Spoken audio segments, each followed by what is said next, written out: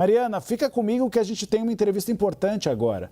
A gente vai conversar com o professor de Relações Internacionais da Facamp, James Onig. James, seja bem-vindo aqui ao Agora CNN. Nós estamos, James, na expectativa neste momento de ataques, de retaliações do Irã a Israel.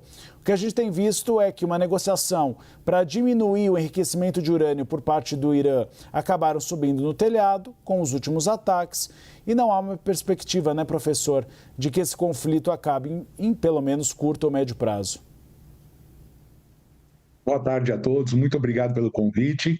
Você tem razão, a situação escalou de uma forma tão rápida que é difícil hoje encontrar um caminho imediato para a paz. Isso está sendo cada vez mais articulado justamente pelo envolvimento de armas nucleares, instalações nucleares, que sempre são um fator de risco, de instabilidade, justamente para as populações civis, e que, na verdade, necessitam de mais segurança e, para isso acontecer, deveria haver um cessar-fogo imediato. Mas a situação escalou muito rapidamente e essa tensão me parece que deve continuar muito forte nas próximas horas. Mariana. Professor, os Estados Unidos, a França já se pronunciaram sobre esse conflito e o Irã alertou que os países que auxiliarem Israel nesse conflito podem ter suas bases militares naquela região atacadas. Isso poderia levar também a uma expansão desse conflito e ao envolvimento dos outros países e possível escalada dessa tensão? Sem dúvida, Mariana, sem dúvida. O que nós estamos assistindo hoje é um fato marcado já há alguns anos, porque quando os Estados Unidos se retira das negociações no primeiro governo Trump, que estavam fazendo com o Irã para tentar minimizar o avanço do pacote nuclear iraniano, é como se os Estados Unidos tivessem dado um sinal, uma carta branca para o Irã desenvolver como ele quisesse esse processo. É muito importante a gente lembrar disso, que o primeiro a abandonar as negociações foi o governo Trump. Lógico, com muitas acusações ao Irã, dizendo que o Irã não estava sendo honesto nisso, mas sabíamos nós naquela época que havia o monitoramento da Agência Central da ONU para a Energia Nuclear de todo o processo iraniano, pelo menos aquele conhecido. Então, efetivamente, o envolvimento das potências ligadas aos Estados Unidos, e no caso associado aí à França e à Inglaterra, pode gerar uma ira ainda maior do regime iraniano, que não vê com bons olhos a articulação que foi dada nas últimas semanas. A gente não pode esquecer, Mariana, amigos e amigas da CNN, que nós estávamos em plena negociação. Os Estados Unidos estavam em negociação com o Irã. Então, neste momento, inclusive com uma reunião já marcada para domingo próximo. Então, os iranianos enxergaram nesta situação também um movimento de muita traição por parte dos Estados Unidos, abrindo esse precedente que agora está praticamente incontrolável, né? Professor, é ingenuidade pensar que Israel teria feito um ataque dessa monta sem o aval dos Estados Unidos. Tanto é que os Estados Unidos tiraram representantes diplomáticos de países do Oriente Médio nos últimos dias. O senhor vê por trás de todos esses ataques uma tentativa dos Estados Unidos, pelo menos, ganharem alguma dianteira nas negociações diante de um enfraquecimento do Irã? Certeza que sim. Os Estados Unidos estão jogando todas as suas fichas no atual contexto geopolítico internacional, haja vista a disputa pela hegemonia com a China, a criação de grupos diferenciados, como é o caso dos BRICS, e que colocam em risco o poderio norte-americano como um todo. Mas esse imbróglio que nós vivemos hoje, ele está muito também ligado à evolução dos conflitos que nós estamos assistindo. E os fatos são muito interessantes, gente. Se me permitem, nas últimas semanas, nós tivemos 3 eventos que são simbólicos do atual quadro preocupante que nós vivemos. O primeiro, que pode parecer distante, uma escaramuça entre Índia e Paquistão, mas envolvendo países nucleares. Um segundo incidente, quando um comando ucraniano consegue, através de drones, atingir belonaves, aviões, melhor dizendo, aviões de porte gigantesco na Rússia, lógico, aviões esses que são monitorados por um acordo internacional entre Rússia e Estados Unidos. Portanto, os ucranianos atingiram exatamente o coração das aeronaves russas que carregam bombas nucleares. E hoje, ou melhor, anteontem à noite, não é? Nós tivemos o avanço do ataque israelense contra instalações nucleares iranianas. O tema nuclear vem ganhando muita centralidade, e isso é importante que a comunidade internacional entenda que isso se transforma numa escalada e um risco muito grande. Por isso que os Estados Unidos estão jogando todas as suas fichas, tentando demonstrar o seu poderio militar ainda de forma indireta. Mas a situação se transforma em preocupante, porque os outros países tendem a responder de uma forma, às vezes, tão devastadora que os conflitos vão se estender durante muito tempo. Mariana. Professor, você citou aqui para a gente um contexto histórico de que no primeiro governo Trump, o presidente dos Estados Unidos retirou o país do acordo que havia sido fechado por Obama em 2015 com o Irã.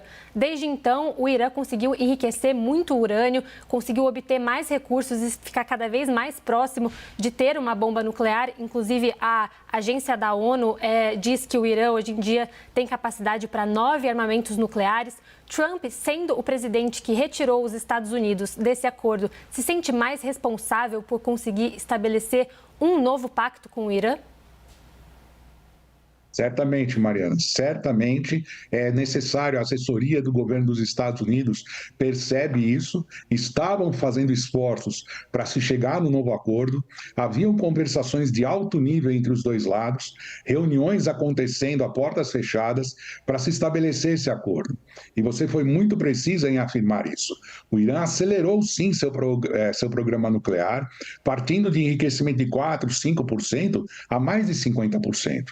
E durante muito tempo, a Agência Central da ONU apelou para o Irã voltar a uma negociação, estabelecer de novo essa negociação, mesmo que aqui cabe uma crítica da minha parte, Mariana, que a agência era controlada na época pelo Yukiaki Amano, representante japonês, que fazia muitas vezes os interesses dos Estados Unidos. Mas nesse momento, o Irã se sentiu, como eu havia dito, livre para estender o seu programa.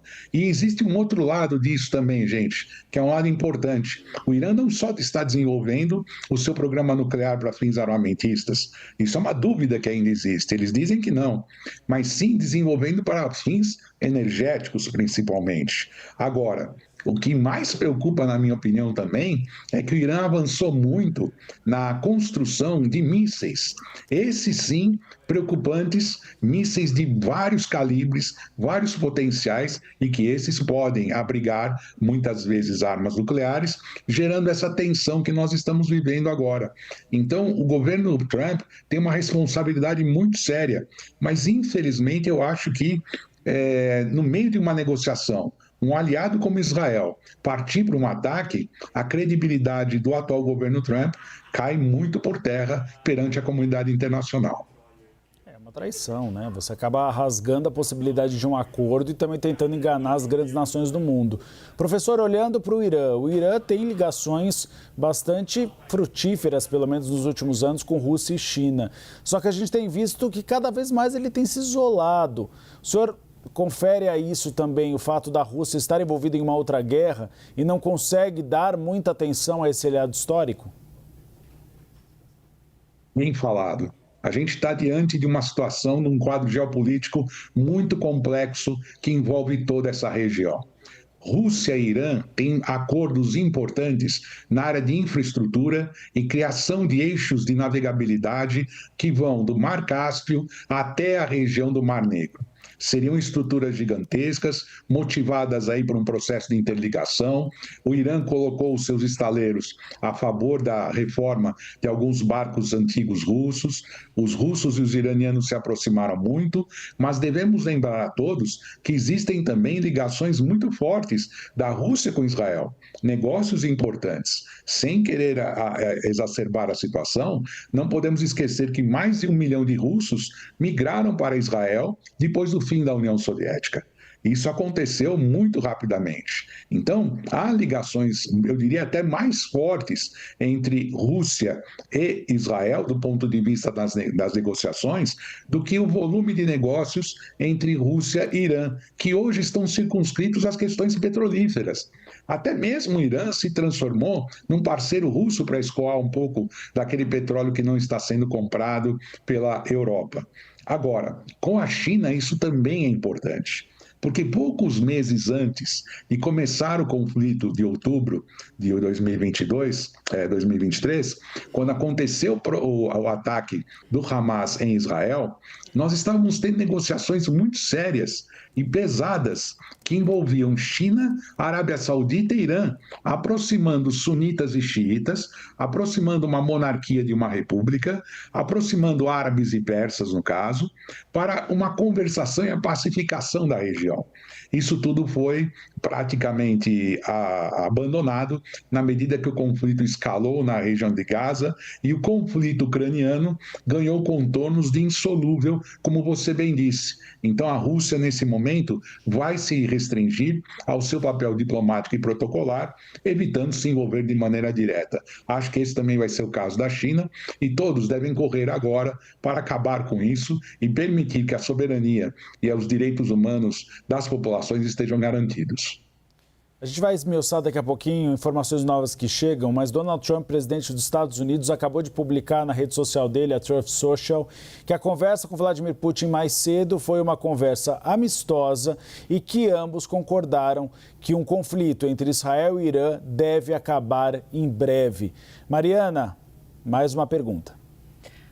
Uribe, antes de fazer mais uma pergunta para o professor, eu gostaria aqui de ler o que Donald Trump acaba de publicar na Truth Social, a rede social dele. Ele disse: o presidente Putin me ligou esta manhã para me desejar um feliz aniversário, mas mais importante para falar sobre o Irã, um país que ele conhece muito bem. É como disse o professor, a Rússia, um aliado de longa data do Irã.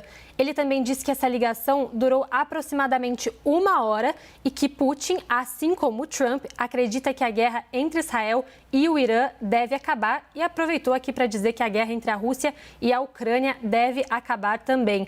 Professor, essas conversas paralelas entre Trump e Putin, qual é o poder de fato que elas têm de influenciar as ações de Israel e do Irã?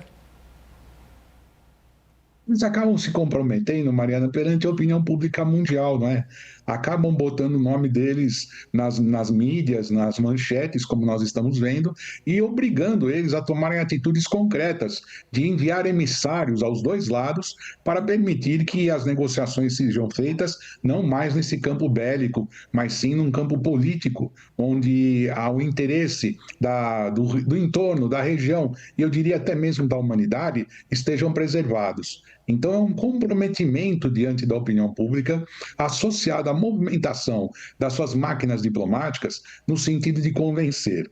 Lembro bem, Mariana, que essa situação pode gravemente escalar, porque os iranianos estão muito chateados com isso ter acontecido no meio da negociação.